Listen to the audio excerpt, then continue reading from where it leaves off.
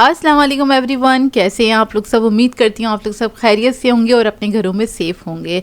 तो जी ये है सुबह सुबह का टाइम और मैं निकाल रही थी हलवा पूरी, क्योंकि सुबह सुबह आ गई थी हलवा पूरी नाश्ते में। और इतनी गर्मी में कौन खाता है भाई हलवा पूरी, किसके शौक़ हैं ये हमारे घर वालों के शौक़ हैं। और जब आ जाती है तो फिर हमें खानी पड़ती है, दिल रखने के लिए ये भी करना पड़ता है। तो खैर हलवा पूरी आ गई थी और इधर मैं निकाल रही थी। मुझे अच्छा पर्सनली हलवा पूरी सुबह सुबह इतनी नहीं पसंद। अब आप लोग बोलेंगे आप जाती हैं घर वालों के साथ, तो भाई घर वालों के साथ जाना पड़ता है ना, सबकी पसंद की चीज़ भी खानी पड़ती है। हर वक्त अपनी मर्ज़ी नहीं चलती है, तो सबकी सुननी भी पड़ती है, सबकी खानी भी पड़ती है। खानी नहीं पड़ती मतलब उनकी पसंद की चीज़ खानी पड़ती है। अच्छा खैर हलवा पूरी मैंने निकाल ली थी और सिर्फ चने की तरकारी आती है हमारे घर में, क्योंकि वही ज़्यादातर शौक़ से खाई जाती है। आलू वाली ना फिर वो डिस्कार्ड करनी पड़ती है, तो ज़रा दिल दुखता है। चने वाली ऐसी होती है अगर बच भी जाती है ना तो दोपहर में खा लेते हैं ये लोग ना, मतलब भाई ये लोग ले लेते हैं या फिर हम भी खा लेते हैं। खैर हर इल्ज़ाम उन पे नहीं डालना चाहिए, अपने ऊपर भी कुछ रखना चाहिए कुछ जिम्मेदारी खुद की भी होती है। अच्छा खैर मुझे वैसे चने वाली पसंद है, आलू वाली नहीं खाई जाती थी ज़्यादा शौक़ से। और इतनी सॉल्टी थी आज ये, पता नहीं क्यों, और बड़ी थिक थी।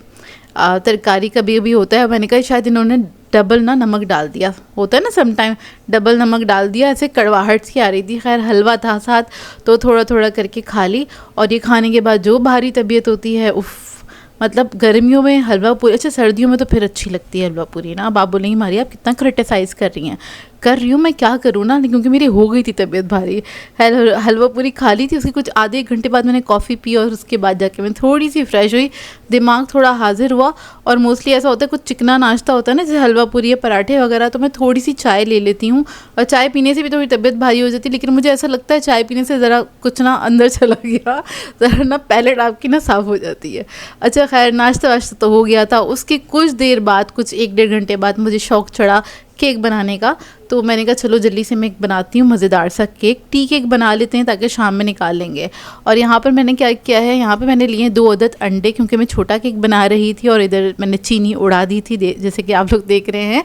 और इसके अंदर मैंने ऐड करी है आधा कप के बराबर आइसिंग शुगर ऐड करी है, पिसी हुई चीनी ऐड करी है। ग्राम्स में मेजर करेंगे तो तकरीबन मैंने 80 ग्राम्स के बराबर ऐड करी थी। और मुझे ना ग्राम्स और कप ना दोनों मिक्स कर जाती हूँ, इसलिए अक्सर ऐसा होता है मैं कप में ही बता देती हूँ, क्योंकि कप में बताओ तो सब लोग कहते हैं आप ग्राम्स में बताया करें, ग्राम्स में बताओ तो सब कहते हैं आप कप में बताया करें। खैर मैं दोनों में बताने की कोशिश करूँगी। और जब आपने क्या करना है, चीनी और अंडे को बहुत अच्छी तरीके से बीट कर लेना है। जैसे ये बीट हो जाएगा तो इसके अंदर हम ऐड करेंगे ऑयल, या फिर आप लोग मेल्टेड बटर भी ऐड कर सकते हैं। 1/4 कप के बराबर आपने ऐड करना है, यानी कि 1/4 कप ऐड करना है। 4 टेबल स्पून ऐड कर दीजिएगा, इससे ज़्यादा नहीं ऐड करेगा। तो इसके अंदर हमने बहुत ज़्यादा फैट नहीं ऐड करना है। नॉर्मल आप ऑयल या फिर घी भी इसके अंदर ऐड करते हैं, लेकिन कर सकते हैं, लेकिन मेल्ट करके ना। अब ये जो बेसिक हमारा बैटर है वो तो रेडी हो गया है, मतलब बीटिंग का काम हमारा ख़त्म हो गया है। यहाँ पर ये हुआ था मुझसे ना, अंडे इतनी देर हो गई थी बीट करते हुए और ये बीट नहीं हो रहे थे। और दोपहर के टाइम पे आप जब किचन में खड़े हुए हो ना, तो बस ये होता है जल्दी से काम ख़त्म करो और चले जाओ अपने रूम में ना। लेकिन ये है कि ये बीट नहीं हो रहे थे, तो बस जितने बीट हुए मैंने उतने ही करे और मैंने अल्लाह का नाम लेके अपनी रेसिपी आगे स्टार्ट करी। अब इसके अंदर मैंने ऐड किया है 1 टीस्पून के बराबर baking powder, 1 teaspoon vanilla powder add किया है। उसके बाद इसको मैंने फोल्ड किया, मैदा मैंने ऐड किया है इसमें 1 कप के बराबर। अगर आप इसको ग्राम्स में देखेंगे तो ये 110 ग्राम्स के बराबर है। अच्छा मेरे पास 2-3 साइज़ के मेजरिंग कप हैं। किसी मेजरिंग कप का जो साइज़ होता है वो 125 ग्राम का होता है, किसी मेजरिंग कप का जो साइज़ होता है वो 100 ग्राम्स का होता है। तो ऊपर नीचे होते हैं साइजेस, इसलिए हम ना कोशिश करते हैं कि ग्राम्स में बताएं ताकि सबकी रेसिपीज़ परफेक्ट बने। और सम टाइम ऐसे ही होता है आपसे ग्राम्स में ना ऊपर नीचे हो जाता है, जिसकी वजह से केक का टेक्सचर या फिर मतलब वो थोड़ा ख़राब होने का डर होता है। तो इस वजह से कोशिश होती है, लेकिन सब कहते हैं हमारे पास मेजरिंग स्केल नहीं है, तो हम कैसे बनाएंगे, हम कप में ही बनाना चाहते हैं। तो फिर कप का मैंने आपको बता दिया कि होता है थोड़ा बहुत। अच्छा यहाँ पर मुझे ऐसा लग रहा था मेरा केक ना डांस हो जाएगा, क्योंकि जो हमारी एग थे ना वो अच्छी तरीके से बीट नहीं हुए थे। तो मैंने क्या किया है, इसके अंदर थोड़ा सा दूध ऐड किया है, क्योंकि इसका बैटर मुझे थोड़ा सा थिक लग रहा था केक के हिसाब से। और इसके अंदर मैंने फ्यू ड्रॉप्स ऐड करे हैं विनेगर के। अब विनेगर ऐड करने से क्या होता है, आपका केक थोड़ा फ्लफ़ी बनता है, एयरी बन के तैयार होगा। क्योंकि मुझे डाउट था कि ये थोड़ा सा डांस हो जाएगा, तो अपनी गलती को मैंने ज़रा कवर करने की कोशिश की है यहाँ पे।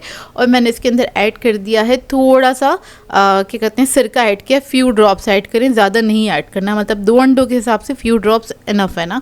और ये सिर्फ ऑयल बेस केक के साथ ही आप कर सकते हैं, बटर बेस या फिर और दूसरे केक के साथ नहीं कर सकते, ठीक है ना। मैंने अभी तक ऑयल बेस केक के साथ ही ट्राई किया है ये, मतलब विनेगर वाली टिप जो है ना।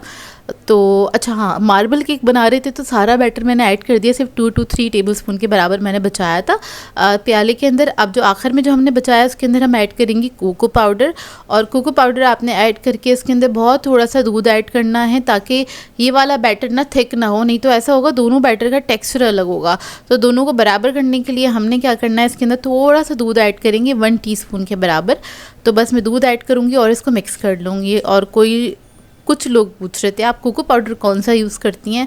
अच्छा, कोको पाउडर मैं यूज़ करती हूँ मलेशियन कोको पाउडर, इसका फ्लेवर बहुत अच्छा होता है, लेकिन ये थोड़ा सा एक्सपेंसिव है, आप कह लें कुछ 4 या 5 हज़ार रुपये किलो के हिसाब से मिलता है ये, और ये पाव के हिसाब से मिलता है, क्योंकि जो बेकिंग की जितनी शॉप्स है ना सब जगह ये अवेलेबल नहीं होता पहली चीज़, और ये कहीं कहीं मुझे बहुत ढूंढने के बाद मिलता है, और जब ये ख़त्म होने वाला होता है तो मैं थोड़ा इसको ढूंढना स्टार्ट कर देती हूँ। जैसे कि अब 3 टेबलस्पून रह गया है, और अगर आपके पास ये नहीं है तो आप रोज़मोर का ले लीजिए, या फिर कोई भी आपके पास अवेलेबल हो तो वो ले लीजिए, क्योंकि आजकल चीज़ें जो है वो असली आपको मिलेगा कि नहीं मिलेगा तो ये नहीं पता है, जिन्होंने यूज़ किया हुआ है वही इस बात का अंदाज़ा लगा सकते हैं। क्योंकि बहुत सारे लोग मुझे भी मतलब झूठ बोल के पकड़ा देते हैं कि ये मलेशियन कोको ही है और ये बहुत अच्छी क्वालिटी का है, और वो मुझे क्योंकि इसका ना कोई टैग नहीं है, क्योंकि ये बोरियों के अंदर आता है ना, तो इसका कोई पैकेट नहीं है कि हमें पता हो कि हाँ ये यही है कि नहीं है ना। तो इस वजह से ना मुझे भी बहुत सारे लोगों ने बेवकूफ़ बनाया है। तो आपको अगर इसका फ्लेवर नहीं पता तो आप इसको नहीं पहचान पाएंगे। मैं तो खुशबू से और टेस्ट करके पहचान लेती हूँ, कड़वा होता है लेकिन फिर भी टेस्ट कर लेते हैं हम ना, पता चल जाता है। अच्छा खैर, यहाँ पर जो मैंने कोको पाउडर का मिक्सचर था ना उसको आपने थोड़ा सा इस तरह से करके डाल देना, जिगजैग में मैंने थोड़ा सा ऐड किया था, बाकी सारा मैंने सेंटर में ही ऐड कर दिया, ताकि इसको मैं छुरी की मदद से या फिर स्पून की मदद से मिक्स कर लूँगी ताकि इसके ऊपर मार्बल इफेक्ट आ जाए। अब इसको हम क्या करेंगे, चमचे की मदद से मैंने इसको मिक्स कर लिया था, और अब बहुत हल्के हाथ से ऊपर ही ऊपर आपने चलाना है। देखिए इस तरह से ना, बस सर्कल सर्कल से मैंने स्प्रिल से बना दिए हैं इसके, तो ये मार्बल इफेक्ट आ गया इसका। बहुत ज़्यादा नहीं चलाइएगा, नहीं तो सारा जो बैटर है वो मिक्स हो जाएगा वनीला और चॉकलेट वाला ना। अब इसको मैं बेक करने के लिए रखूँगी 180 डिग्री पे रखेंगे 30 मिनट्स के लिए। इसके ऊपर एक अच्छा सा कलर आ जाए बस उसको फिर हम निकाल लेंगे। जो लोग पतीले में बेक करना चाहते हैं तो वो लोग इसको बेक करेंगे लो मीडियम फ्लेम पे आपने बेक करना है तकरीबन 40 मिनट्स के लिए, 35 to 40 मिनट में बहुत अच्छे से बेक हो जाएगा। अब ये बेक होकर आ गया है, आपने कोई भी स्कीवर ऐड करके चेक कर लेना है, मतलब इसमें डाल के देख लीजिएगा वो क्लीन निकले, इसका मतलब ये रेडी है। इसको मैंने क्या किया था, कवर किया था कपड़े से ताकि इसकी हीट इसी के अंदर रहे और ये ऊपर से थोड़ा सॉफ्ट हो जाए। होता क्या है, जब भी हम केक बेक करते हैं या फिर हम ब्रेड को बेक करते हैं तो ऊपर से थोड़ी सी हार्ड होती है उस वक्त, लेकिन ना जब आप इसको कवर करके रख देते हैं तो वो अपनी स्टीम में जो उसकी थोड़ी बहुत कुकिंग भी रहती है ना, जैसे कि ब्रेड वगैरह की या फिर केक की, तो ना वो कंप्लीट हो जाती है। अपनी स्टीम में इसको छोड़ दें आप थोड़ी देर के लिए, मैंने तकरीबन 1 घंटे के लिए इसको छोड़ दिया था और उसके बाद इसको मैंने निकाल लिया था मोल्ड में से। अब बटर पेपर हटा देंगे और इसको आपने कट कर लेना है। कट करके मैं क्या करूँगी, इसको रख दूँगी बॉक्स में करके, शाम की चाय पे इसको हम एंजॉय करेंगे।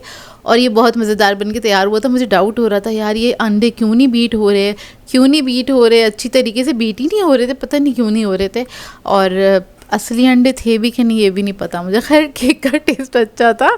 आजकल ना नकली चीज़ें बड़ी आ गई हैं मार्केट में ना, धोखेबाजी बहुत आम होती जा रही है, फ्रॉड बहुत आम होता जा रहा है, नकली अंडे आने लगे हैं मार्केट में प्लास्टिक के और पता नहीं कौन कौन से। कल भी मैं एक रील देख रही थी, तो खैर अब ये नहीं पता मुझे ये सही था कि नहीं था अंडा, ये मुझे दिमाग में अभी भी सवाल आ गया, दोबारा चेक करूँगी। अच्छा अंडा वगैरह सॉरी केक वगैरह तो हमने बना लिया था, उसको मैंने रख दिया। उसके बाद शाम में मैं निकली थी इधर जाने के लिए, लकी वन मॉल जाने के लिए। एक तो मुझे अब्बू की दवाई लेनी थी, इसके अलावा मुझे अपने लिए लेनी थी कुर्ती, 1-2 कुर्तियाँ लेनी थी, क्योंकि इससे पहले भी मैं गई थी तो मुझे कुर्तियाँ समझ में नहीं आई थी, बहुत ज़्यादा सी थ्रू थी। तो मैंने सोचा दोबारा जाती हूँ, जाना तो होगा, मुझे पता ही है चक्कर लगता है, अब्बू की दवाई लेने के लिए आती हूँ यहाँ पे, तो ना चक्कर लगेगा तो मैं यहाँ पे ज़रूर जाके ना ज़ेलबेरी पे चेक कर लूँगी अगर मुझे कुर्तियाँ मिल जाए ना।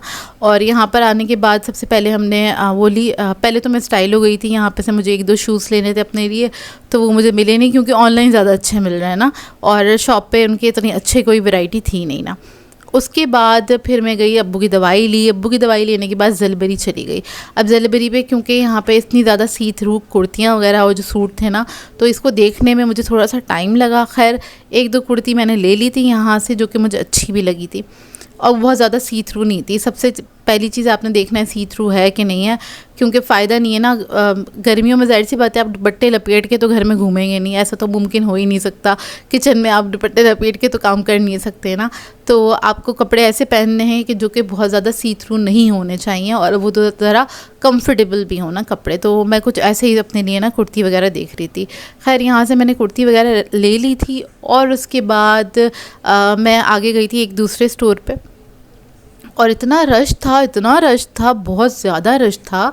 लकी वन में ना आप वीकडेज़ में चले जाए ना तो बहुत ज़्यादा ना रश होता है यहाँ पे ना। अच्छा कुछ ना मुझे ये अच्छे कलर की अच्छी लगी थी, इसके अलावा एक मुझे ब्लैक कलर की इतनी अच्छी लगी थी, लेकिन वो भी बहुत ज़्यादा ना वैसी थी, मतलब थोड़ी सी थ्रू थी, तो मैंने छोड़ दी थी।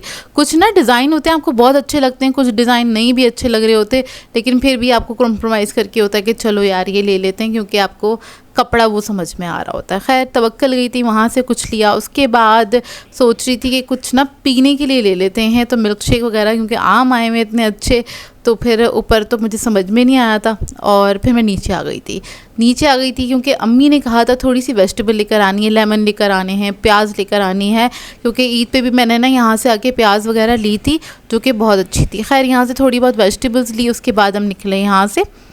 और फिर उसके बाद मुझे नज़र आई आइसक्रीम, तो हमने सोचा चलो हम मैंगो आइसक्रीम ले लेते हैं। और यहाँ पर मैंने मैंगो आइसक्रीम इसलिए ली क्योंकि यहाँ पे ना इनके पास सिर्फ सिरप रखे हुए थे और जो दूसरे फ्लेवर थे। मैंगो इसलिए ली क्योंकि मैंगो अभी आए हुए हैं, तो मुझे पता था फ्रेश फ्रूट के साथ ही बना के देंगे, स्ट्रॉबेरी वगैरह लेने का कोई फ़ायदा नहीं है ना। और ये वाली आइसक्रीम ले रहे थे और इसके प्राइस थे आई थिंक 350 रुपीज़ की थी है ना आइसक्रीम। फ़र्स्ट टाइम ले रही थी, तो मैंने कहा चलो यार इसकी वीडियो बनाते हैं, और ताकि अच्छी भी लगेगी इसकी वीडियो ना। तो इस तरह से इन्होंने बनाई थी। इसको मैंने बहुत ज़्यादा फास्ट फॉरवर्ड किया हुआ है, क्योंकि ये आइसक्रीम बनने में ही तकरीबन 7-8 मिनट लग गए थे उनको बनाने में, क्योंकि बड़ी मेहनत से बना रहे थे। पहले उन्होंने आम डाले, उसको क्रश किया, फिर आइसक्रीम का एक मिक्सचर था वो ऐड करा उसके अंदर, उसको मिक्स किया, उसके बाद इन्होंने इसके कप में ऐड कर दिया। इन्होंने पूछा था इसके ऊपर सिरप कौन सा ऐड करें, तो मैंने कहा चले आप चॉकलेट ही ऐड कर दें, लेकिन ना चॉकलेट का फ्लेवर बहुत बुरा था। अच्छा ये वाली आइसक्रीम जब मैंने ली ना, उसको मैंने एक बाइट लिया तो मुझे लगा बस इसको डस्टबिन में फेंक दो, पैसे ज़ाया हो गए ना, ऐसी ही लगी मुझे, बिल्कुल भी नहीं समझ में आई थी। उसके बाद 1-2 बाइट खाने के बाद मैंने कहा चलो भाई नीचे चलते हैं, पार्किंग में गाड़ी में बैठते, फिर वहाँ पे जाके देखते हैं क्या है। अच्छा बुरी इसलिए लगी थी क्योंकि इसके अंदर चॉकलेट थोड़ी सी लोकल थी, लेकिन ना बाद में जब थोड़ी सी मेल्ट हो गई थी ना, तो फिर मैंगो का अच्छा फ्लेवर आ रहा था, तब जाके अच्छी लगी थी। नहीं तो एकदम फ्रोज़न जो थी ना, वो बिल्कुल भी नहीं समझ में आई थी। ऐसा ना उसका फ्लेवर ही नहीं आया था मुँह में कि क्या आपको अच्छा ही नहीं लगा था ना। खैर ट्राई कर सकते हैं, एक बार ट्राई करने में कोई बुराई नहीं है। और उसके बाद हमने सोचा जल्दी से चलते हैं घर, रात होने से पहले चलते हैं घर ना। और घर के लिए निकल गई थी क्योंकि रश बहुत ज़्यादा होता है, और ये था बस जो लेना था वो ले भी लिया था, ये भी बात थी ना। और घर पहुंची तो ना आए हुए थे बहुत ही मज़ेदार से गोलगप्पे, और ये इस तरह के गोलगप्पे मैं पहली बार खा रही थी। इधर मैं आप लोगों को दिखाती हूँ। इसके लवाजमात इतने ज़्यादा थे, बहुत ज़्यादा थे लवाजमात ना, और बहुत ज़्यादा क्वान्टिटी में भी नहीं थे गोलगप्पे, ऐसे कुछ 2 दर्जन या 2.5 दर्जन के बराबर के थे ना। इसके साथ सेव आई थी और थोड़ी सी सैलड थी जिसके अंदर प्याज, हरा धनिया, पुदीना और वो थी बंद गोभी थी। इसके अलावा चने की क्वांटिटी, इसके अंदर बूंदियाँ थी, दही था। दही के अलावा ये थी आलू की चटनी। मुझे वो हैरत हो रही थी कि यार ये कौन कौन सी चीज़ है इसके साथ ना, और इसके साथ एक मीठी चटनी थी। इसके अलावा इसके अंदर पानी था, पानी का कलर भी थोड़ा सा ना ग्रीन कलर का था। अच्छा ये हैं मुल्तानी गोलगप्पे जो कि बहुत ही मज़ेदार थे ना। खैर मैं ख़ुद देख के ना ज़रा वो हो गई थी कि यार इसमें बहुत सारे लवाजमात हैं ना।